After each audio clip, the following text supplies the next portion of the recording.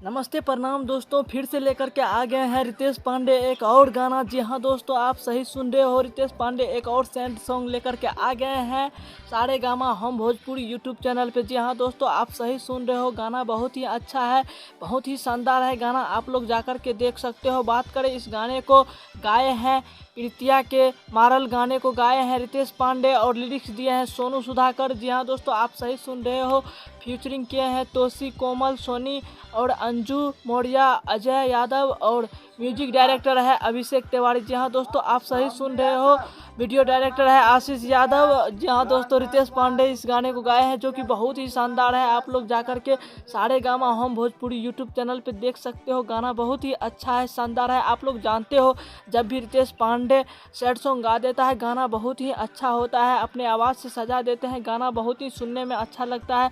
आप लोग जाकर के प्लीज़ एक बार ज़रूर सुनिएगा सारे गामा हम भोजपुरी यूट्यूब चैनल पे, बहुत ही शानदार गाना है। गाने को आशीर्वाद प्यार दीजिए और ट्रेंडिंग में ले आइए गाने को, गाना बहुत ही अच्छा है, आप लोग जाकर के ज़रूर सुनिएगा। तब तक के लिए हम चलते हैं, आप हमारे चैनल को सब्सक्राइब कर लीजिए। बाय बाय, जय हिंद।